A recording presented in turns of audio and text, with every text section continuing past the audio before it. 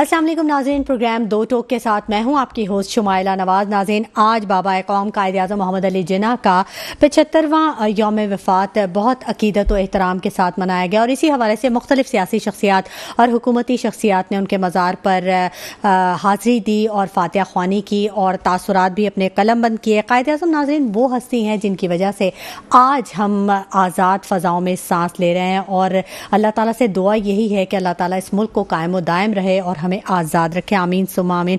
थोड़ा सा सियासी मंजरनामे पर नज़र डालें तो इलेक्शन के हवाले से एक गूंज है। कहा यही जा रहा है कि सदर मुमलिकत शायद आने वाले कुछ वक्त में तारीख का ऐलान कर देंगे। इम्कान ये जाहिर किया जा रहा है, जबकि दूसरी जानिब आवाम जो है वो तारीखी महंगाई से बिल्कुल ही अपने होश व हवास खो बैठी है और सबसे ज़्यादा जो मुतासिर हो रहा है तबका वो है मजदूर तबका, जो रोज़ के कमाने वाले लोग हैं। लेकिन अगर स्टॉक मार्केट की हम सूरत हाल देखते हैं तो स्टॉक मार्केट में मंदी है, लेकिन डॉलर जो है वो अपनी कीमत खो रहा है, रुपया तो कदरे मुस्तहकम हो रहा है, जबकि जो सोना है वो भी थोड़ा कम हुआ है। इलेक्शन की बाज़गश्त के हवाले से भी बात करेंगे कि कहाँ तक पहुँचेगा। इलेक्शन के हवाले से जो सियासी जमातें हैं उनमें कुछ गहमा गहमी नज़र नहीं आ रही। क्या वो किसी सिग्नल का इंतज़ार कर रही हैं? इस बारे में ज़रूर बात करेंगे, जबकि महसूस ऐसा हो रहा है कि क्रैकडाउन का एक सीज़न है जो कि शुरू हो चुका है। कभी बिजली चोरों के खिलाफ क्रैकडाउन है तो कभी स्मगलर्स के खिलाफ क्रैकडाउन हो रहा है, कभी पानी चोरों के खिलाफ क्रैकडाउन जारी है और अब अफगान पनागुज़ीन वो लोग जो कि गैर कानूनी तौर पर पाकिस्तान में मुकीम हैं उनके हवाले से एक क्रैकडाउन का सिलसिला जारी है और सिंध पुलिस में भी क्रैकडाउन हो रहा है। 65 जिससे ज़ायद थानेदार हैं जिनको ब्लैक लिस्ट कर दिया गया है। दूसरी जानिब शहर कायद में अमन अमान की सूरत हाल जो है वो रोज़ बरोज़ कुछ ना कुछ बिगड़ती जा रही है। रवां साल में 92 शहरी जो कि डकैती वारदातों में अपनी जान से हाथ धो बैठे, कीमती जानों का ज़िया हुआ है, जबकि कौमी एयरलाइन PIA मुश्किलात का शिकार है और सख्त परेशान है उनके अफसरान। इन तमाम मौज़ूआत पर बात करेंगे, गुफ्तगू के सिलसिले को आगे बढ़ाएंगे। मैं अपने जो गेस्ट हैं उनका तारुफ करवा दूँ। मेरे साथ स्टूडियोज़ में मौजूद हैं डॉक्टर शहाब इमाम साहब, तज्ज़ियाकार हैं। सीनियर सहाफ़ी इम्तियाज़ मीर साहब हमारे साथ होंगे ऑन कॉल और सरदार नज़ाकत साहब रहनुमा पीपल्स पार्टी वो भी हमारे साथ ऑन कॉल मौजूद होंगे। आप तीनों हज़रात का बहुत शुक्रिया। सबसे पहले मैं बात करना चाहूँगी डॉक्टर शहाब इमाम साहब आपसे। अस्सलाम वालेकुम। क्या हाल है शहाब साहब, कैसे हैं आप? अल्हम्दुलिल्लाह, सब खैरियत है। ज़बरदस्त, ये तो बहुत अच्छी बात है। कुछ ये जो सियासी सूरत हाल लम्हा ब लम्हा कभी लगता है कि बिगड़ रही है, कभी लगता है कि कुछ बेहतरी की तरफ जा रही है, तो कैसे देखते हैं आप? इलेक्शन की कोई बाज़गश्त सुन रहे हैं आप? सदर की तरफ से कुछ इम्कान जाहिर किया जा रहा है कि बस आजकल में वो कोई अनाउंस कर देंगे डेट, हालांकि इलेक्शन कमीशन ने तो ये कहा कि सिर्फ इख्तियार हमारे पास है। इलेक्शन कमीशन पाबंद है आपकी इलेक्शन डेट देने के लिए, ठीक है, मगर जो कॉन्स्टिट्यूशन है उसमें वो अमेंडमेंट नहीं हो सकी है और उस अमेंडमेंट के हिसाब से मतलब कॉन्स्टिट्यूशन में चूँकि अमेंडमेंट नहीं हुई तो फिर प्रेसिडेंट की बात भी है। तो ये फैसला मेरे ख्याल में सुप्रीम कोर्ट में इसकी तशरीह होगी कि एक्चुअल इख्तियार इलेक्शन कमीशन के पास है या प्रेसिडेंट ऑफ पाकिस्तान इसको करेंगे। ठीक है, मगर मेरा क्वेश्चन ये है कि क्या इलेक्शंस हल हैं इन परेशानियों का जिसमें पाकिस्तान फंसा हुआ है, या जो परेशानियां हैं क्या वो इलेक्शन में जो लोग आए थे उनकी वजह से है या आम लोगों की वजह से है या ब्यूरोक्रेसी की वजह से है?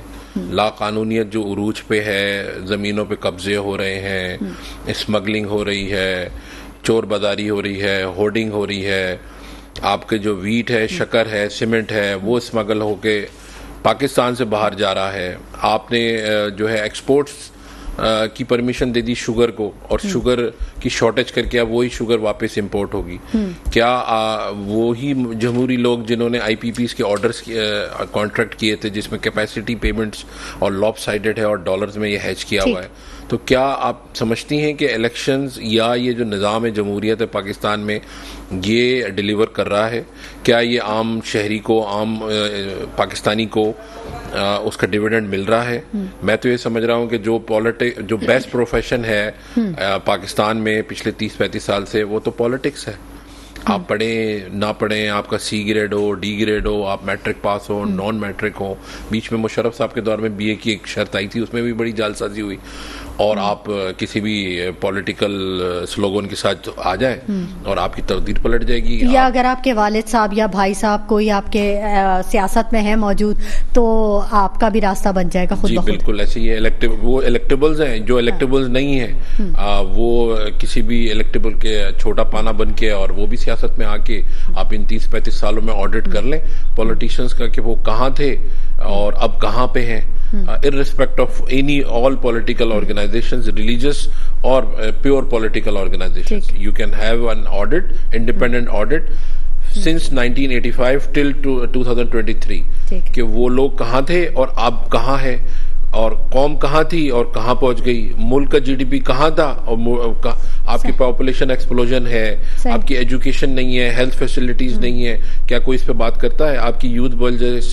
79% आपके जो यूथ है वो बिलो द एज ऑफ 35 है और 69% बिलो द एज ऑफ 30 है। तो क्या हम उस पर बात करते हैं? क्या हम उनको एम्प्लॉयबिलिटी की बात करते हैं? हर शख्स ये कहता है कि इलेक्शन करा दो या कि मेरे जो खाने पीने का जो काम है वो जो रुक गया है वो दोबारा से शुरू हो जाए। ठीक है। तो मैं तो ये समझता हूं कि हमें रीथिंक करना पड़ेगा और चीजों को रीराइट करना पड़ेगा और ऐसी एक सोल्यूशन लेकर आना पड़ेगा जिसमें आम शहरी को उसका जो है वो बाख्तियार हो जाए। क्या हमें सूबाई असेंबलियों की जरूरत है इस मुल्क में? क्या हमें सूबाई सीएम की जरूरत है? क्या हमें सूबाई मिनिस्टर्स की जरूरत है? हमें नहीं है जरूरत।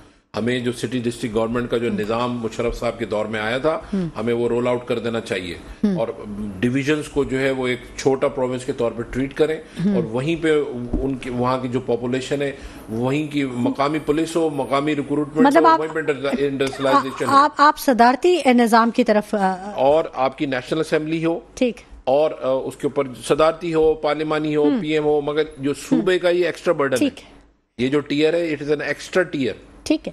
ठीक है। मुबशिर मीर साहब सीनियर सहाफ़ी हैं और किसी तारुफ के मोहताज नहीं, अक्सर प्रोग्राम्स में हमारे साथ मौजूद होते हैं और उनके तज़किये से हम मुस्तफ़ीद होते हैं। मुबशिर मीर साहब ने हमें ज्वाइन कर लिया है। अस्सलाम वालेकुम मुबशिर मीर साहब।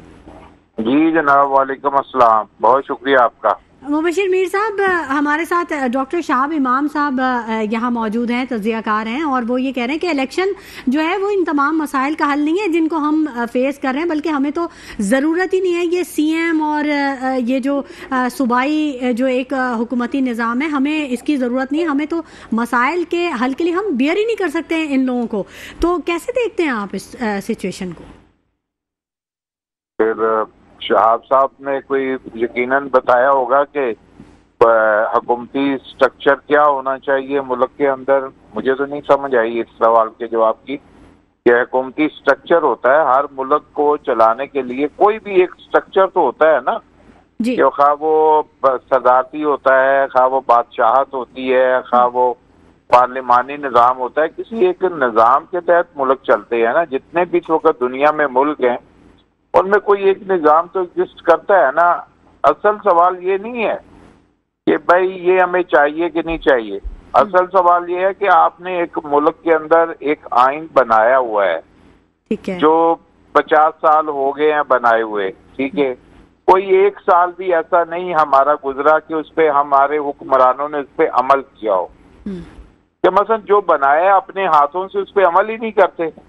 भाई आप देखें ना, जो जमहूरियत आपको फ्रूट्स दे सकती है और जो हमारे आसपास के मुल्कों को दे रही है वो ये है कि जी आपका हर मुल्क में बुनियादी जमहूरियत का निज़ाम है, बल्दियाती निज़ाम है, फिर उसके बाद सूबाई या उनके जो भी रीजनल सेटअप हैं वो हैं, और फिर एक मरकजी सेटअप होता है। तीनों के जो है वो जिम्मेदारियां जो हैं वो मुतय्यन है। ज्यादा दूर ना जाएं, आपके नेबरिंग कंट्री में, ईरान में, टर्की में इसी तरह प्रिवेल कर रहा है, इंडिया में भी कर रहा है, चाइना में भी कर रहा है, एक निज़ाम प्रिवेल कर रहा है। तो वो मुल्क तरक्की तो कर रहे हैं, एक स्ट्रक्चर को लेके चल रहे हैं, उसमें अकाउंटेबिलिटी भी है। हमारी अकाउंटेबिलिटी भी नहीं है। अदालतें जो है उनका लेवल क्या है, पार्लियामेंट में जाने का जो सिस्टम है वो क्या है, फिर उसके बाद जब कोई अपना ओहदा मुकम्मल कर लेता है, अपना टेन्योर मुकम्मल करता है, उसके बाद सिस्टम क्या है, सियासी जमातें जो हैं उनके अंदर क्या निज़ाम चल रहा है। असल चीज़ ये है कि हम सही काम नहीं कर रहे। हमसे मुराद मैं सारे मुल्क की बात कर रहा हूँ जी। मसलन अगर आप क्या डेफिनेटली हम कह सकते हैं कि मैं कोई हलफ दे सकता हूँ कि मैं बिल्कुल ईमानदारी से काम करता हूँ? मेरे बारे में पता नहीं क्या क्या राय जो है वो मेरे कायम होती होगी, या मेरा अपना ऑडिट भी नहीं हुआ होगा कि मैंने अभी तक क्या किया। डॉक्टर किस तरह काम कर रहे हैं, इंजीनियर किस तरह काम कर रहे हैं, सहाफ़ी किस तरह काम कर रहे हैं, फिर पॉलिटिशियन भी हैं, फिर उसके अलावा जो है वो आपके ब्यूरोक्रेसी भी है, अरकान पार्लियामेंट भी हैं। भाई सब लोगों को सही काम करना पड़ता है। जो कौमें तरक्की कर रही हैं उसमें सिर्फ हुक्मरान सही काम नहीं करते, पूरी कौम काम करती है। आप किसी मुल्क में जाएं और पूरी कौम का रवैया आपको मुख्तलिफ नजर आता है। इसका मतलब है पूरी कौम चेंज होती है, फिर तरक्की शुरू होती है।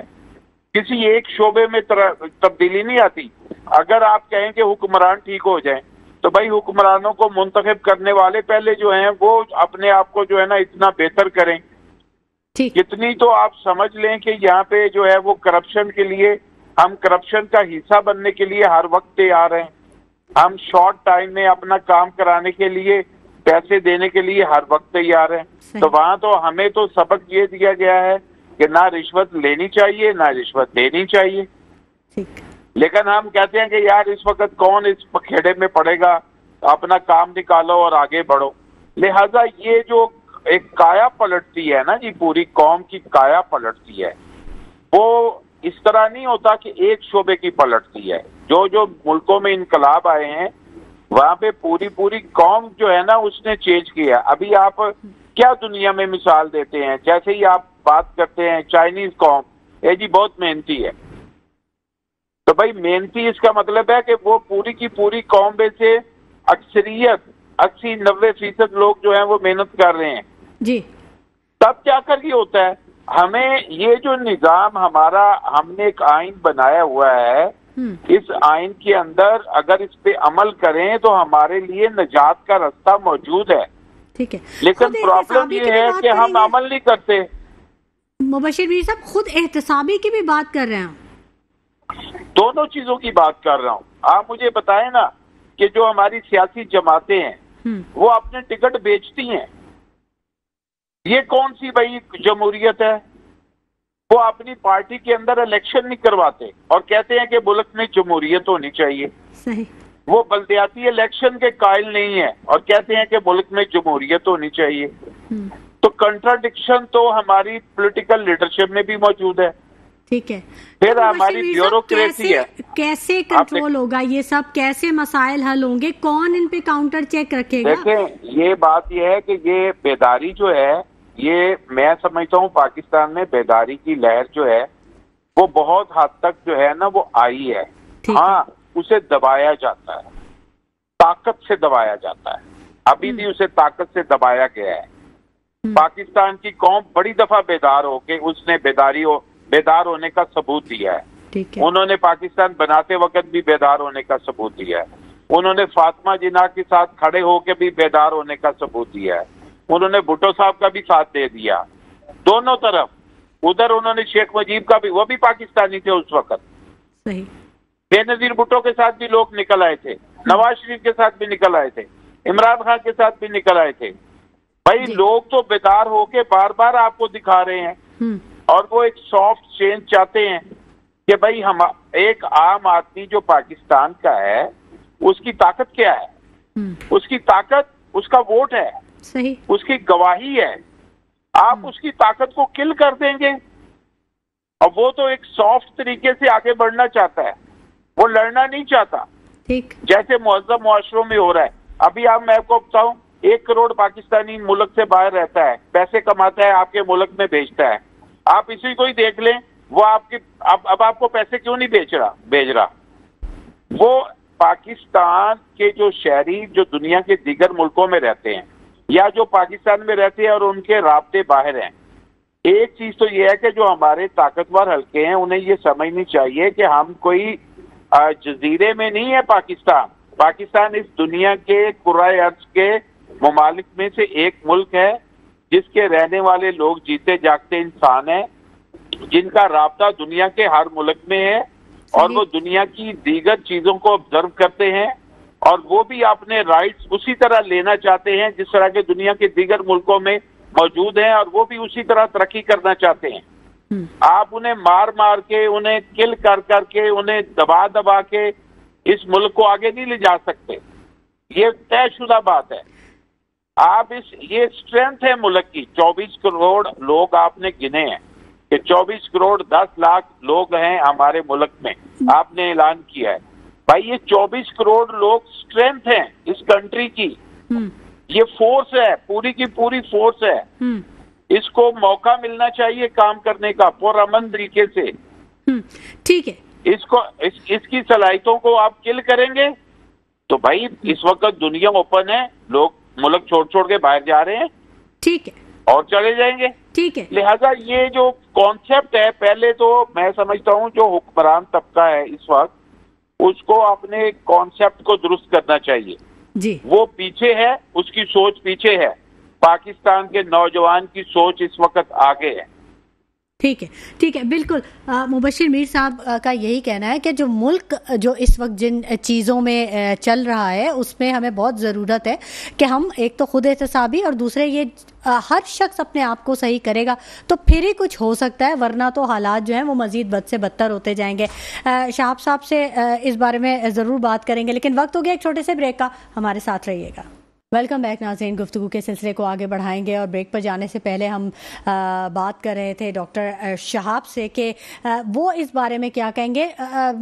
जो हमारे मुबशिर मीर साहब हमारे तजियाकार हमारे गेस्ट थे ऑन कॉल, तो उन्होंने तो ये कहा कि इसीलिए लोग जो है मायूस हैं, बददिली का शिकार हैं और वो मुल्क छोड़ छोड़ के जा रहे हैं। तकरीबन 9 लाख से ज़्यादा प्रोफेशनल्स हैं जो कि इस वक्त मुल्क से जा चुके हैं, हमारी क्रीम जा चुकी है। क्या वजूहात है इसकी, कैसे देखिए? मैं तो ये समझता हूँ कि जो बाहर जाना कोई बुरी बात नहीं है, और अगर लेकिन इतनी बड़ी तादाद में, हाँ, अगर वो वहाँ जाके डॉलर्स भेजें पाकिस्तान को तो पाकिस्तान के लिए अच्छा है। देखिए इंटरनेशनल एम्प्लॉयमेंट मार्केट में अब बहुत सारी जॉब्स हैं जो हमारे बच्चों को लेनी चाहिए। जैसे भुट्टो साहब के दौर में एक लेबर पॉलिसी थी तो हमने लेबर्स एक्सपोर्ट किए थे, तो उससे आप देखें कि पंजाब के बहुत सारे गांव गोटों में प्रोस्पेरिटी आई थी। इसी तरह जैसे कराची के जो बच्चे हैं इनको जॉब्स नहीं है सरकारी, ठीक है, सारे दही लोग जो डोमिसाइल कराची का बना के सारी सरकारी जॉब्स पे काबिज हो चुके हैं। वो तो फरोग नसीम साहब ने स्टे लेके और रुकवा दिया, वरना जाते जाते भी ये 50,000 लोग भर रहे थे कराची के मुख्तलिफ सरकारी इदारों में। तो एक बहुत नेक काम किया उन्होंने, और ज़ाहिर है वो MQM को रिप्रेजेंट कर रहे थे उधर। तो अब आपके पास क्या ऑप्शन है यहाँ के कराची के बच्चे के पास कि वो IT के स्किल्स सीखे और बाहर जाए, और एक बच्चा जाए, 2 बच्चे जाएं और अब रिपैट्रिएट करें, पैसों को फॉरेन रेमिटेंस भेजें। इसमें कोई खराबी नहीं है। अगर अपॉर्चुनिटी एक दरवाजा बंद होता है तो आप ये देखें कि वो 9 लाख कौन लोग गए हैं। ज्यादातर उसमें से वो लोग गए हैं जो पाकिस्तान में या कराची में जिनको जॉब्स नहीं दी जा रही। तो जाहिर है वो तो फिर निकलेंगे ना, दुबई जाएंगे, अमेरिका जाएंगे, कनाडा जाएंगे। बड़े डिग्री होल्डर हैं, या डिग्रीज तो खत्म हो जाएंगी आने वाले वक्त में। जो 4th इंडस्ट्रियल रेवोल्यूशन है उसमें आने वाले वक्त में यूनिवर्सिटीज और ये सब रिडंडेंट हो जाएंगी। और अब जो वक्त है वो टेक्नोलॉजी का है, और वो वक्त है जो प्रैक्टिकल का, इनोवेशन का है। अभी अमेरिका में जो है, अभी मैंने किताब पढ़ी थी तो उसमें 6 मिलियन जॉब्स अवेलेबल है। सही। और जो है 2.4 मिलियन लोग अनएम्प्लॉयड है। मगर वो लोग जो अनएम्प्लॉयड है वो हमारे एज ग्रुप के हैं, आउटडेटेड है। ठीक है। और जो उनको जॉब चाहिए वो आने वाले जो टेक्नोलॉजीज हैं, जैसे जब हम पढ़ते थे या जो बच्चों ने हमारे शुरू किया पढ़ना 15-20 साल पहले, तो वो A फॉर एप्पल और B फॉर बैट था। अब आका फोनोटिक्स पे चले गया। मैं नहीं पढ़ा सकता, नर्सरी के बच्चे को नहीं पढ़ा सकता। तो चीजें बहुत सारी चेंज हो गई हैं, पैराडाइम शिफ्ट हो चुका है। लेकिन हमारे यहाँ तो निसाब वही है जो हमारे अब्बा ने पढ़ा, वही हमने पढ़ा। नहीं, ऐसा नहीं है। हमने तो वही पढ़ा। जाहिर है हम तो मैंने 93 में MBBS किया था, तो हमने तो वही पढ़ा। मगर अब जो बच्चे हैं वो डिफरेंट पढ़ रहे हैं। अब चीजें चेंज हुई हैं। देखें सारी चीजें खराब नहीं है पाकिस्तान में, जैसे हम उसको बिल्कुल ही आउटराइट कंडेम कर देते हैं, ऐसा नहीं है। हमारे पास जो है ना वो आइलैंड्स ऑफ एक्सेलेंस है, जैसे मोटरवे पुलिस है, फेडरल बोर्ड ऑफ रेवेन्यू में कस्टम्स का जो वीबॉक्स सिस्टम है, या पाकिस्तान सिंगल विंडो उन्होंने बनाया है, या आपके नादरा है, बहुत सक्सेसफुल प्रोजेक्ट है, सिविल एविएशन है। तो ऐसा नहीं है कि पूरा सिस्टम खराब हो गया। 19-20 के साथ है। मैं कभी भी पेसिमिस्टिक नहीं हुआ हूँ, ऑप्टिमिस्टिक हूँ, बट रियलिस्टिक भी हूँ कि हम जो कौम है ना पाकिस्तान की, वो बहुत अच्छी है। लोग बहुत अच्छे हैं, प्यार करने वाले हैं, एक दूसरे को अकोमोडेट करते हैं। जब कोई आफत आती है, कोई जल्जला आता है, तो सब आउट ऑफ द वे जाते हैं। को रंग, जात, नस्ल सबको भुला के लोग आगे जाके उनको रेस्क्यू करते हैं। और आप ये कोई हादसा खुदा ना खास्ता हो जाता है रोड पे या रेल पे होता है, तो आप देखें जो हमारी कौमियत और हमारी जो भाई ब्रदरहुड जो है वो बिल्कुल जाग जाता है। तो ऐसा नहीं है भाईचारा, तो वो ऐसा नहीं है कि हम लोग इस तरह के लोग हैं। मगर बेसिकली पाकिस्तान जो है ना वो कैप्चर हो गया इलीट कैप्चर के हाथ में। वो जो 2%, 3% या जिस चीज को जुल्फकार अली भुट्टो ने 1970 में तोड़ा था, मगर वो बैकफायर कर गया और आपकी पूरी मईशत डूब गई और तबाह बर्बाद हो गया। फ्यूडलिज्म का शिकार है। हाँ, जो लैंड रिफॉर्म्स नेहरू ने किए थे ना, वो लैंड रिफॉर्म्स हमें यहाँ करने चाहिए थे। या जो बंगाल में लैंड रिफॉर्म्स हो गए थे, ईस्ट पाकिस्तान जिसको कहते हैं, और अब बांग्लादेश हो गया, तो यहाँ पे जो एरिस्टोक्रेटिक लैंडेड एरिस्टोक्रेटिक जेंट्री है, उसको जो हमने अपने सर पे बिठा रखा, उसको हमें हटाना चाहिए। उसके बाद उसको रिप्लेस किया आपके इंडस्ट्रियलिस्ट जैसे नवाज शरीफ और इस तरह के जो लोग आए हैं, जिन्होंने बहुत फॉर्चून्स क्रिएट किए, और ज़ाहिर है वो पॉलिटिक्स से ही अपने फॉर्चून्स उन्होंने क्रिएट किए। या लोगों ने लैंड ग्रैबिंग की, या आपको पता है रियल एस्टेट को हम इतना प्रमोट करते हैं। रियल एस्टेट एक इकोनॉमिक टर्म्स में आप जाके देखें तो वो एक मेजर फैक्टर है आपके इन्फ्लेशन का। सही। लोग कहते हैं जी 57% वो चलती है, जो है डाउन स्ट्रीम वो अलाइड इंडस्ट्रीज चलती हैं। मगर आपकी जो मईशत बेहतर होगी वो मैन्युफैक्चरिंग से होगी। और किस चीज़ की मैन्युफैक्चरिंग से होगी? उस चीज़ की मैन्युफैक्चरिंग से होगी जो आप एक्सपोर्ट कर सकें। आप टेक्सटाइल वालों को सर पे बैठा रखा हमने पिछले 70 सालों से। Textile is just like flagging a dead horse. तो अब आपको चीज़ों से निकलना पड़ेगा। आपकी ब्लू जो इकोनॉमी है, जो आपके ओशंस हैं, आपकी जो फिशरीज हैं, जो श्रिम्स हैं, उसको एक्सपोर्ट्स करें, उसको एक्सप्लोर करें, आईटी को एक्सप्लोर करें, हार्डवेयर को एक्सप्लोर करें।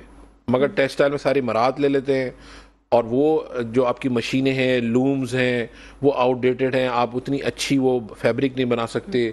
और वो एक आध चीज़ में पाकिस्तान को एज है। तो हमें जो है ना वो पूरा रीराइट करना पड़ेगा चीज़ों को। ठीक है, रूट लेवल से काम करने की हमने देख लिया सारी चीजें करके। तो जो लोग ऑलरेडी चीजों को कैप्चर करके बैठे हुए हैं, वहीं उन्हीं के नुमाइंदों को हम ले आते हैं, उन्हीं के लोगों को हम मिनिस्टर बना देते हैं। तो वो कॉन्फ्लिक्ट ऑफ इंटरेस्ट है। अगर एक इंडस्ट्री का मिनिस्टर बनेगा तो वो कॉन्फ्लिक्ट ऑफ इंटरेस्ट है। वो इंजीनियरिंग डेवलपमेंट बोर्ड में जाके वो ये शो, मैंने खुद देखा, हमने केस भी किया हुआ है कि जी मैं ये ट्रांसफार्मर बनाता हूँ और ये लोकल मैन्युफैक्चरिंग है, तो कोई इंपोर्ट नहीं कर सकता। और फिर वो सबको खुद इंपोर्ट भी कर रहा है और as an importer, as a manufacturer से बेनिफिट ले रहा है, और पूरी मार्केट को कैप्चर कर लिया। यही तो करप्शन है ना, यही तो करप्शन है। ये इलीट कैप्चर है। This is called elite capture. अपने इंटरेस्ट को प्रमोट। तो हमें ये देखना चाहिए कि किन लोगों को लगाना चाहिए। अब आपकी जो फाइनेंस मिनिस्ट्री है, पिछले 30 सालों से 7-8 चेहरे हैं जो घूम घूम कर आ रहे हैं। तो अगर वो इतने सक्सेसफुल आपके इकोनॉमिस्ट हैं, आज तो दूध के नहरी बहने चाहिए ना पाकिस्तान में। मगर बार बार कभी वो इनडायरेक्ट इलेक्शन से आ जाते हैं, कभी वो जो है वो सेनेट के थ्रू अंदर घुस जाते हैं, या कभी वो आपके जो है केयरटेकर में आ जाते हैं। और उल्टी सीधे आप देख लें, आपके सामने 7 लोग हैं। मेरे हिसाब से तो इन पे पाबंदी होनी चाहिए कि ये इस्लामाबाद में एंटर ना हो।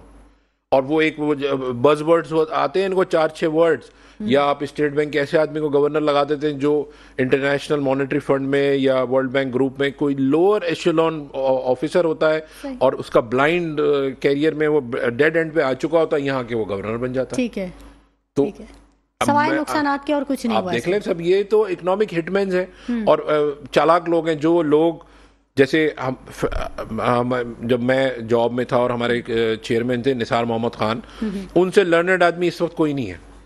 मगर वो शख्स मार्केटिंग अपनी नहीं करता। वो पिछले 5 साल से घर बैठा हुआ है, और उसको पनिश किया पीटीआई की गवर्नमेंट ने, चूंकि पीटीआई के एक खास ऑफिसर थे जिनको उन्होंने पोस्टिंग नहीं दी थी। तो कंटेनर पे खड़े हो के भी वो नारे लगाते थे इमरान खान साहब के, निसार मोहम्मद में तुम्हारा ये सबसे लर्नर्ड आदमी है, वो घर में बैठा हुआ है। वो जो चालाक लोग होते हैं ना, वो अपनी मार्केटिंग करते हैं। और अपनी डिफिशिएंसीज को कवर कर लेते हैं, अपनी एक इमेज बना लेते हैं और फिर उसके और बाद जो उसको लेके आपके चलते इतने हैं। अच्छे पढ़े लिखे लोग यहाँ पाकिस्तान में रिसोर्स मौजूद है, सर, तो हम उनको टैप नहीं करते। तो उनको भी तो आना चाहिए ना आगे अपनी मार्केटिंग। कैसे करें? लोगों को पता है, मैं कह रहा हूँ, मैं मैसेजेस करता हूँ लोगों को, बताता हूँ कि भाई ये एक शख्स बैठा हुआ है, आपके हार्वर्ड के लोग पढ़े हुए यहाँ बैठे हुए हैं, आपके वॉटन स्कूल के बिजनेस स्कूल के लोग पढ़े हुए हैं, आपके जो है मुख्तलिफ अच्छे इदारों में सर्व कर रहे हैं, मगर वो सारे साइड लाइन हुए हुए। तो ये आपको ऑनेस्ट एनालिसिस करके जो प्रॉपर बेहतर लोग हैं उनको निकाल के लेकर आए और उनके हाथ में बागदौड़ दें। एक आदमी 17 साल फाइनेंस मिनिस्टर रहा, सेक्रेटरी रहा है, फिर वो एडवाइजर बन गया, फिर वो एडवाइजर बन गया, वो फिर एडवाइजर बन गया। वो भाई कर क्या रहे हो? ठीक, बार बार अपनी सीवी को चले बेकार, तो उसको बार अपने सीवी को अपडेट करते हैं, पैसे बनाते हैं, बस निकल जाते हैं। भाई आपके एक फाइनेंस मिनिस्टर को तो आलू की और टमाटर की कीमत नहीं पता थी जब पूछी, तो चूंकि वो तो सिंध क्लब में बैठते हैं और जो है अपना उसमें बिजनेस या फर्स्ट क्लास में सफर करते हैं। तो बहुत दूर की बात है, आप कमिश्नर्स को देखें, डिप्टी कमिश्नर्स को देखें, 2-2 करोड़ की गाड़ियों में जाते हैं आलू प्याज के रेट मालूम करने के लिए, एसी में बैठे होते हैं, वहीं से देखिए नहीं, ये मैं इससे डिफर करता हूँ। आपका जो थोड़ा बहुत सिस्टम पाकिस्तान का चल रहा है वो सिविल सर्विस, जो सेंट्रल सुपीरियर सर्विस है, इसके थ्रू रिक्रूट होकर लोग आते हैं, और मैंने भी उस कैडर में 25 साल जॉब की है। ऐसा नहीं है। अच्छा, हाँ, 90% वहां पे अपराइट लोग होते हैं, और वो लोग जो आप डायरेक्ट इंडक्ट कर देते हैं, जैसे सिंध गवर्नमेंट में 30 सालों में जो इंडक्शन हुई है कि वो सामने पीएन खड़ा है, इधर आ चल, तू कल से डिप्टी असिस्टेंट कमिश्नर है, वो सिपाही खड़ा हुआ, उसको बुला के डीएसपी लगा दिया। तो इस तरह की रिक्रूटमेंट जब हुई है तो वो दे हैव नो लिमिट्स, वो प्रॉब्लम करते हैं, उनके पास कोई लिमिट नहीं है, खराब कर दिया। मगर जो आप किसी भी सेंट्रल सुपीरियर सर्विसेज के, अभी जैसे मेरा बैचमेट इस वक्त सेक्रेटरी पावर लगा हुआ राशिद लंगड़ाल, डंडा उठा लिया ना उसने, क्योंकि उसका इस वक्त कोई पॉलिटिकल बॉस नहीं है। पॉलिटिकल बॉस होता वो चुपचाप बैठा रहता। दूसरा बैचमेट जो है वो मोयुद्दीन वानी, चीफ सेक्रेटरी गिलगित बल्तिस्तान, उसके काम देखें, पूरा आईटी को प्रमोट कर रहा है, एजुकेशन को प्रमोट कर रहा है, वुमेन एम्पावरमेंट को प्रमोट कर रहा है। सही, ये दे आर डूइंग वंडर। अभी जिसका जो ये अब्दुल्ला सुंबल, जिनका अचानक इंतकाल हो गया, बहुत नुकसान हुआ पाकिस्तान का उनकी अनटाइमली डेथ से, उनका परफॉर्मेंस उनकी देख लें किस तरह। एक मुसद्दिक खान है जो कल क्लाइमेट चेंज के फेडरल सेक्रेटरी थे, उनका आप देख लें, एनर्जी में उनसे बेहतर कोई काम नहीं जानता, मगर उसको एनर्जी में नहीं लगा रखा। तो आप देखें, लोग स्पेशलाइज कर आए। अपने मुशर्रफ के दौर में बहुत से हमारे ऑफिसर्स बाहर गए थे, और प्रोफेशनल डेवलपमेंट प्रोग्राम पीडीपी कहलाता था, उसमें उन्होंने कैपेसिटी अपनी बिल्ड की है। तो उस तरह से आप लोगों को लेकर आए और उनको मौका दें, और वो परफॉर्म करेंगे। मेरिट बेस्ड लोग हैं, मिडिल क्लास फैमिली से आए हुए हैं, इज्जत आबरू के साथ रह रहे हैं।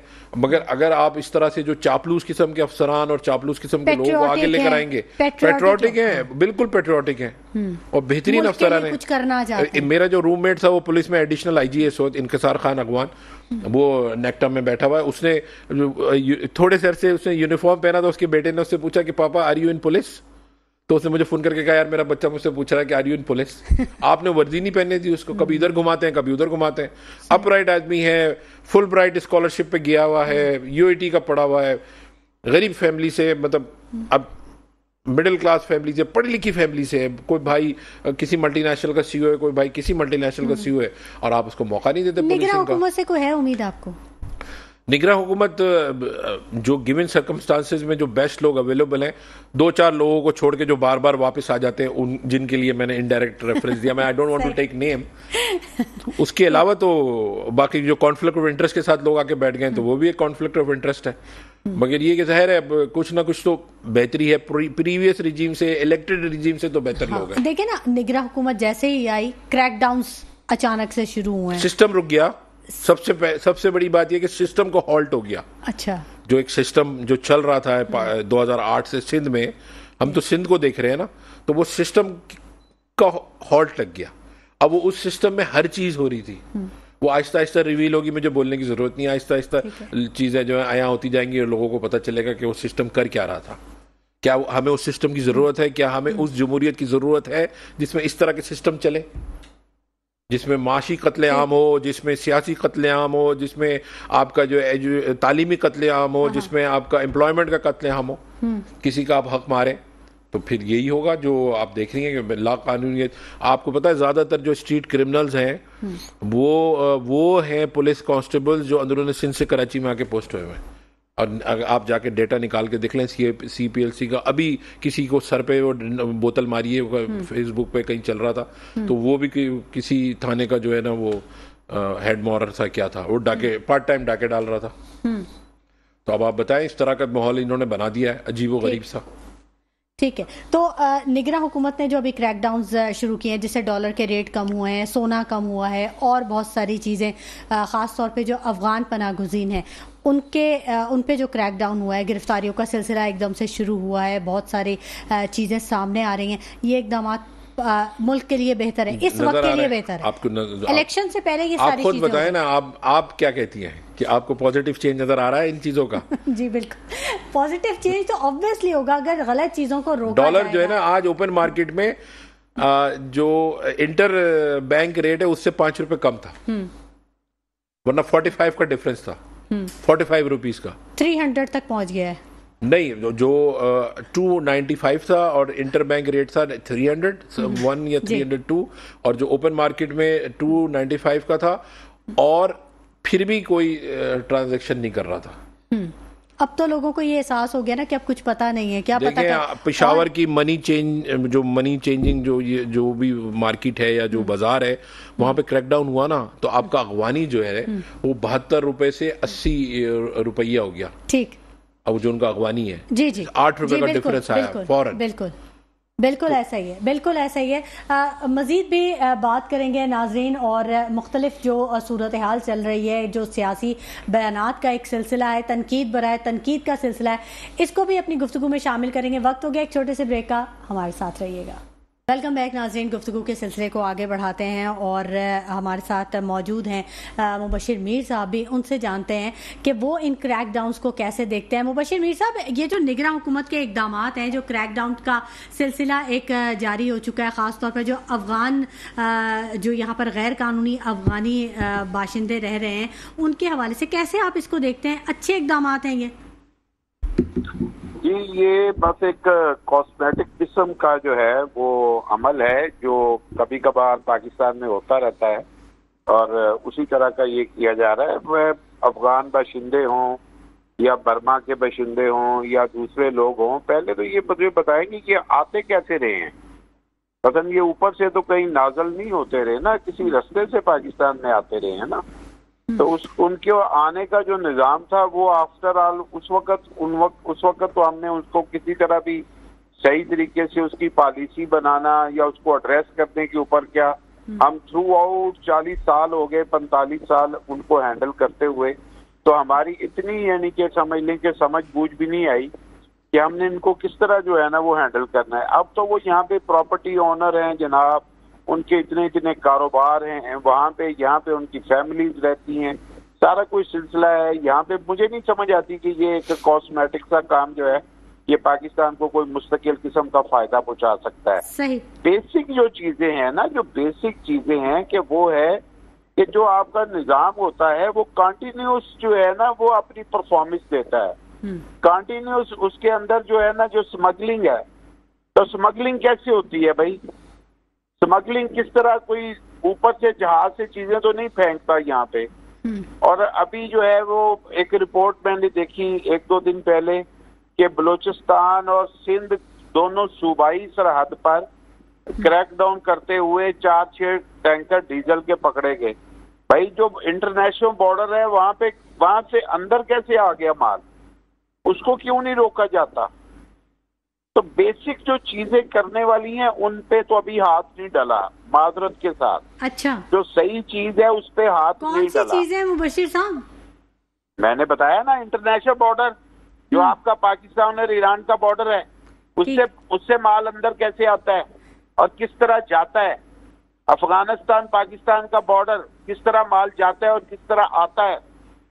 तो भाई आप अंदर, ये तो आपका ऑर्डर आ गया कि कराची में 1 लीटर डीजल नहीं मिलना चाहिए, तो भाई जहां से एंटर हुआ है वहां से कैसे एंटर हुआ है? तो लिहाजा ये मैं कह रहा हूं कि ये वक्ती किस्म के इंतजामात हैं, ये मुस्तकिल इंतजामात नहीं है। अच्छा, दूसरी बात यह है कि जो एहतसाब की बात आपने की थी, और एहतसाब अभी जो हमारे निगरान वजीर आजम बने हैं वो भी एहतसाब उनका भी हो रहा था पहले, अब उनका बंद कर दिया गया। भाई उनका क्यों बंद कर दिया गया? और वो एहतसाब हो रहा था तो वो क्लियर होने से पहले मुल्क के निगरान वजीर आजम कैसे बन गए? तो अकाउंटेबिलिटी, ट्रांसपेरेंसी, ये सारी चीजें जो हैं वो हमारे उन लोगों के लिए होती हैं जो हमारे नापसंदीदा हो जाते हैं। जो हमारे पसंदीदा हो जाते हैं वो हम उनके लिए सारी चीजें माफ कर देते हैं। ये बड़ा देखिए जो रूल ऑफ लॉ है ना, ये बहुत अहम क्वेश्चन है कि निगरां वजीर आजम या कोई भी निगरां जो पोस्ट है उसका अगर कभी एहतसाब हो रहा है तो अचानक से कैसे वो उस पोस्ट के लिए अहल हो जाता है। आईनी माहिर भी हमारे साथ मौजूद हैं, डॉक्टर शहाब साहब। मुझे बात आप अगर पूरी करने देंगी तो मैं पहले, मुझे तो बात पूरी करने दे। आपने मुझे पूरे 10-15 मिनट तो वैसे ही मुझे होल्ड पे रखा। अच्छा, तो बात ये है कि सवाल ये है कि हमें अपने जो इंसाफ का निज़ाम है उसको पहले तो ऐसे बुनियादों पर रखना पड़ेगा कि जब तक मुल्क के अंदर अदलो इंसाफ ठीक नहीं होता, रूल ऑफ लॉ नहीं होता, कोई भी मुल्क जो है उसकी किसी किस्म की तरक्की जो है वो मुमकिन नहीं हो सकती। आप थोड़े थोड़े अरसे के लिए क्रैकडाउन नहीं कर सकते। ये मुस्तकिल एक सिस्टम है जिसमें मुल्क आगे बढ़ते हैं। तो हम जो चीजें हमारे बुनियादी चीजें हैं वो करने वाली हैं। वो हमारा जो इतना बड़ा एक सेटअप है, इतना बड़ा जो इंतजामी स्ट्रक्चर हमने इस मुल्क में बनाया हुआ है। आप अपने फाइनेंस बिल को देखें जो हर साल हम पास करते हैं, हम 90% से ऊपर जो है वो तो ऐसी चीजें हमारी निकल आती हैं जो उसमें एक तो हमने जो देने होते हैं, इंटरेस्ट देना होता है जो हमने कर्जे लिए होते हैं, और दूसरा हमने सारा इंतजामी अमूर पे खर्च करना है। गैर पैदावारी अखराजात हैं हमारे सारे। आप सही कह रही थी कि एक असिस्टेंट कमिश्नर 2 करोड़ की गाड़ी में घूम रहा है। आप सही कह रही थी कि वो आलू और प्याज के रेट जो है वो मालूम कर रहा है। तो भाई पहले तो आप देखें जो इतना बड़ा इस मुल्क के ऊपर इतना बड़ा बोझ डाला गया है, इतनी बड़ी ब्यूरोक्रेसी का, इतने बड़े जो अदलिया के निज़ाम का, इतने बड़े जो है वो दीगर सिस्टम का, क्या हमारा मुल्क इतने अखराजात उठाने का मुतहम्मिल है? क्या हम इतने बिल्कुल, और ये लोग जिन पे आप इतना खर्च कर रहे हैं ये आपको वापस लौटा क्या रहे हैं? ये आपको वापस दे क्या रहे हैं? मुल्क के अंदर बेहतरी कौन सी ला रहे हैं? इनका आउटपुट क्या है? इतनी आपने एम्बेसियां खोली हुई हैं दुनिया भर में, तो उन एम्बेसियों से आपको क्या रिटर्न मिलता है? आप पॉलिटिकल अपने पसंद के लोगों को वहां पे बना के कुछ ना कुछ भिजवा देते हैं। तो ये सारी चीजें जो है ओवरहॉलिंग की जरूरत है, पूरे मुल्क में ओवरहॉलिंग की जरूरत है। सही, यही बात डॉक्टर शहाब भी यही कह रहे थे कि पूरे मुल्क में ही काम करने की जरूरत है, रूट लेवल से काम करने की जरूरत है। डॉक्टर साहब, क्या है कहीं कोई जो मैं आपसे पूछना चाह रही थी कि कोई आईनी ऐसा कोई नुक्ता, कोई लचक के यकदम से किसी का एहतसाब होते होते एकदम से रोक के उसको कोई पोस्ट दे दी जाए या उसको उसकी सलाहियतों को आजमा लिया जाए? इन्वेस्टिगेशन चल रही है ना, तो अभी तो वो डिसाइड नहीं हुआ कि वो इन्वेस्टिगेशन कंक्लूड होके, ठीक है, कंडीशनल है वो। देखें अब बहुत सारे ऑफिसर्स के ऊपर भी चल रही होती है इंक्वायरीज और वो प्रमोट होते हैं, क्योंकि साबित नहीं हुआ ना अभी तक। अगर कोई कंक्लूड हो जाए, रेफरेंस बन जाए नैब में, या अगर फेडरल इन्वेस्टिगेटिंग एजेंसी में है या किसी भी इदारे में, और वहाँ पे कंक्लूड हो जाए और उसमें वो फाइनलाइज हो जाए कि हाँ भाई इनके ऊपर जो भी एलिगेशन है वो सही है, तो वो फिर एक डिफरेंट बात होती है। मगर अगर इंक्वायरी चल रही है या इन्वेस्टिगेशन चल रही है तो इट डजंट मीन कि वो जो है वो डिस्क्वालीफाई हो जाएगा। हाँ, अगर वो कंक्लूड हो जाए तो फिर वो डिस्क्वालिफिकेशन क्लॉज जो है ना वो फील्ड में आ जाएगी। मगर एक आदमी जब तक फाइनलाइज नहीं हुई इन्वेस्टिगेशन और उसको कन्विक्ट नहीं किया या फाइनलाइज नहीं किया उसको उस इंक्वायरी में, तो आप उसको जो है वो ट्रीट नहीं कर सकते कि एज इफ के वो जो भी उसके इन्वेस्टिगेशन है जो भी हो रही है वो मुझे नहीं पता कि कौन सी क्या हो रही है, किस हेड में हो रही है। तो बिल्कुल लचक है, बिल्कुल गुंजाइश है, क्योंकि आप ऑनगोइंग इंक्वायरी में तो आप कंक्लूड नहीं कर सकते ना। ठीक है, ठीक है। अच्छा, रहनुमा पीपल्स पार्टी सरदार नज़ाकत साहब ने हमें ज्वाइन कर लिया। बहुत शुक्रिया सरदार नज़ाकत साहब कीमती वक्त देने के लिए। आपसे जानना चाहेंगे कि पीपल्स पार्टी ने 90 दिन में इंतखाबात का मुतालबा किया था, फिर यकदम ही एक खामोशी सी छा गई है, क्या वजूहात क्या है, कुछ इस बारे में रोशनी डालिएगा। खामोशी तो नहीं है। पाकिस्तान पीपल्स पार्टी के चेयरमैन बिलावल भुट्टो जरदारी साहब विजिट पे निकले हैं लाहौर तक। हमारा ये चेयरमैन साहब का काफिला जाएगा, मुख्तलिफ जगहों पे वो कारकुनों से मिल रहे हैं। आज सक्कर में बहुत बड़ा प्रोग्राम हुआ है। पीपल्स पार्टी की तरफ से खामोशी तो नहीं है। हम लोग तो डे 1 से जो बात कर रहे थे, जो CEC का फैसला था, क्योंकि पीपल्स पार्टी की जो सेंट्रल एग्जीक्यूटिव कमेटी होती है, जो फैसला करती है हमारी लीडरशिप उसी को टो करके आगे चल रही होती है। तो जो हमारी CEC का फैसला था उसके ऊपर पाकिस्तान पीपल्स पार्टी के चेयरमैन बिलावल भुट्टो जरदारी लाहौर तक हमारा ये काफिला जाएगा और 14 तारीख को CEC का इजलास लाहौर में होगा। और CEC दोबारा से अगर कोई इसके ऊपर नजरसानी करे या उसी पिछले CEC के फैसले को अगर कंटिन्यू करती है तो पीपल्स पार्टी CEC के फैसले के ऊपर अपनी कैंपेन चलाएगी और इंशाल्लाह 90 दिन के अंदर हम इलेक्शन करवाने में कामयाब होंगे। अच्छा, सरदार नज़ाकत साहब, इस बारे में भी फरमाइएगा कि ये जो महंगाई की एक लहर है, ये जो बढ़ती चली जा रही है, तो इसको कंट्रोल करने के लिए कोई हल है? कैसे इसको कंट्रोल किया जा सकता है? मतलब निगरां हुकूमत आई है, उसने कुछ इकदाम तो किए हैं, लेकिन जो मजदूर के लिए जो जिंदगी है वो तो डे बाय डे मुश्किल से मुश्किल होती चली जा रही है। बिल्कुल, मैं आपकी बात को सेकंड करता हूँ कि पाकिस्तान की हिस्ट्री में कभी इतनी ज्यादा महंगाई नहीं हुई जितनी इस वक्त है। और जिस तरह middle class, lower middle class और गरीब तबका जिस तरह इफेक्ट हो रहा है, मेरे ख्याल में इसमें कोई पॉलिटिक्स नहीं करनी चाहिए।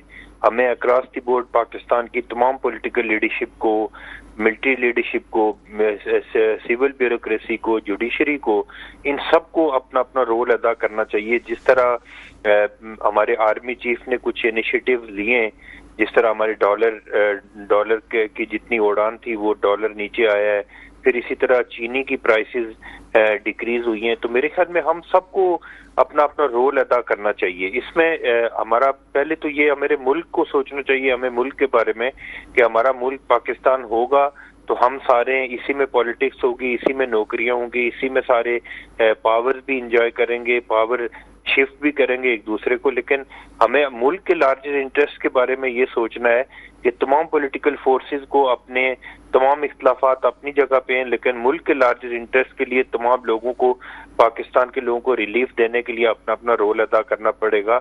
जिस तरह के हमारे आर्मी चीफ ने कुछ इनिशिएटिव लिए, उससे बड़े पॉजिटिव नताइज हमें मौसूल हो रहे हैं।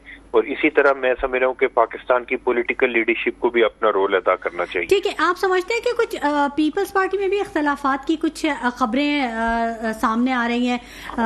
बिलावल साहब तो ये कह रहे हैं कि 90 दिन में हर सूरत इंतखाबात होने चाहिए, लेकिन जरदारी साहब कुछ सेटिस्फाई नजर आ रहे हैं। वो कह रहे हैं कि अगर इलेक्शन थोड़ा आगे भी हो जाए तो कोई इससे ज्यादा फर्क नहीं पड़ेगा। देखें, पीपल्स पार्टी बुनियादी तौर पे एक पॉलिटिकल पार्टी है। उसमें हर आदमी की अपनी एक राय होती है, वो अपनी राय का इजहार जरूर करता है। आसिफ अली जरदारी साहब जो साबिक सदर पाकिस्तान है और पीपल्स पार्टी पार्लियामेंटेरियन के प्रेसिडेंट भी हैं, उनका एक स्टेटमेंट आया 3 दिन पहले, तो उसमें थोड़ा सा उससे चेयरमैन साहब ने इख्तलाफ किया, क्योंकि चेयरमैन साहब का स्टांस ये था, ये है कि जो CEC के जो फैसले होते हैं वो किसी फर्द या किसी लीडर से ज्यादा ताकतवर होते हैं। तो मेरे ख्याल में अपनी अपनी राय जरूर है। कोई राय पॉलिटिकल पार्टियों में राय देना कोई बुरी बात नहीं है, लेकिन लीडर्स के दरमियान में अगर इस तरह की बात होगी तो डिफरेंट ऑफ ओपिनियन है, इसके अलावा कोई चीज नहीं है, इख्तलाफात कोई भी नहीं है। आसिफ अली जरदारी साहब इस मुल्क के बहुत डायनेमिक लीडरशिप हैं और चेयरमैन पाकिस्तान पीपल्स पार्टी बिलावल भुट्टो जरदारी पार्टी की क़यादत कर रहे हैं। तो मेरे ख्याल में कोई ऐसा नहीं है जो कोई ऐसा इख्तलाफ नहीं है। अलबत्ता डिफरेंट ओपिनियन है, जिसको मेरे ख्याल में 14 तारीख को जो CEC का इजलास है, CEC हमारे फैसले करेगी कि आइंदा हमें क्या लाए अमल तय करना है। ठीक है। ठीक है सरदार नज़ाकत साहब, आप हमारे साथ ही रहिएगा। शाह साहब, पीपल्स पार्टी की कारकर्दगी को देखते कैसे हैं सिंध में? जो सूरत हाल है, जगह जगह अमन अमान के हवाले से देखें या वैसे इंतज़ामी मामलात देखें, तो कारकर्दगी है पीपल्स पार्टी को आइंदा इलेक्शन में कहीं स्टैंड करता हुआ देख रहे हैं? देखें, अगर fair, free and transparent election हो जाए तो मुझे तो लगता है कि पीपल्स पार्टी वाइप आउट हो जाएगी, क्योंकि इनकी जो परफॉर्मेंस है हेल्थ को छोड़ के, क्योंकि ऑनेस्ट बात करनी चाहिए, हेल्थ में डेफिनेटली इन्होंने बहुत बेहतर परफॉर्म किया है। अदरवाइज बाकी तमाम चीज़ों में जो इंडिकेटर्स हैं वो नेगेटिव में हैं और जो है वो बिल्कुल अनसेटिस्फैक्ट्री इनकी परफॉर्मेंस रही है, एक्सेप्ट हेल्थ। वहाँ पे आइलैंड ऑफ एक्सीलेंस है और वहाँ पे घंबट में इन्होंने एक इंस्टीट्यूट बनाया, लिवर ट्रांसप्लांट होता है, NICVD है, साइबर नाइफ, जो कि इनका प्रोजेक्ट तो नहीं था, मगर मैं खुद पैफ में पहली दफ़ा जो है वो हसन नकवी जो उस वक्त स्पेशल सेक्रेटरी फाइनेंस से, उनको लेके गया, फिर सुहेल राजपूत को लेके गए, फिर हम मुराद अली शाह साहब आए और उन्होंने फिर उसकी फंडिंग शुरू की। और वो बिलावल साहब उसको ओन करते हैं कि एज इफ़ ये उनका प्रोजेक्ट है, उनका प्रोजेक्ट नहीं है, मगर डेफिनेटली उन्होंने फिर बाद में कंट्रीब्यूट किया बहुत ज़्यादा और उसको फिर नेक्स्ट लेवल पे लेके गए। तो इसके अलावा तो इनकी परफॉर्मेंस जो है ना 0/0। मुर्तज़ा साहब तो खासे एक्टिव नज़र आ रहे हैं। हाँ, कभी सफारी में नाच रहे होते हैं और कभी जो है बीच में नाच रहे होते हैं, बस यही काम रह गया उनका। अच्छा, देखें, एडमिनिस्ट्रेटर तो थे ना 1.5 साल, क्या परफॉर्म किया उन्होंने? एडमिनिस्ट्रेटर जो है, मैं ये समझता हूँ कि अगर सिटिंग गवर्नमेंट का एडमिनिस्ट्रेटर हो तो ज़्यादा पावरफुल होता है, उसके पास ज़्यादा अख्तियारात होते हैं, तो उस कैपेसिटी में वो नहीं कर सके। तो अभी जाते जाते, हालांकि आखिरी दिन, बहुत सारे लोकल गवर्नमेंट के जो फंड्स हैं वो इन्होंने ट्रांसफर कर दिए हैं KMC के उस पर। तो अगर वो परफॉर्म करेंगे, कराची के लिए करेंगे, हम उसको वेलकम करेंगे। देखें, काम जैसे हेल्थ में हमने इनकी तारीफ की, अगर ये काम कर रहे हैं, करते तो हम इनकी तारीफ करते। सबसे बड़ा जो हमें प्रॉब्लम वो ये है कि इन्होंने सिंध के शहरी इलाकों का हक मारा है और उनके नौजवानों का जो उनको नौकरियों से डिप्राइव किया है। ठीक है, ठीक है, बहुत शुक्रिया डॉक्टर शाह इमाम साहब, आपकी तशरीफ़ आवरी के लिए। आप आए और आपने अपने तज्ज़िये से आगाह किया। सरदार नज़ाकत साहब, आपका बहुत शुक्रिया कि आपने अपने कीमती वक्त में से हमारे प्रोग्राम के लिए वक्त निकाला। मुबशर मीर साहब, आपका बहुत शुक्रिया कि आपने अपना कीमती वक्त हमारे प्रोग्राम को दिया।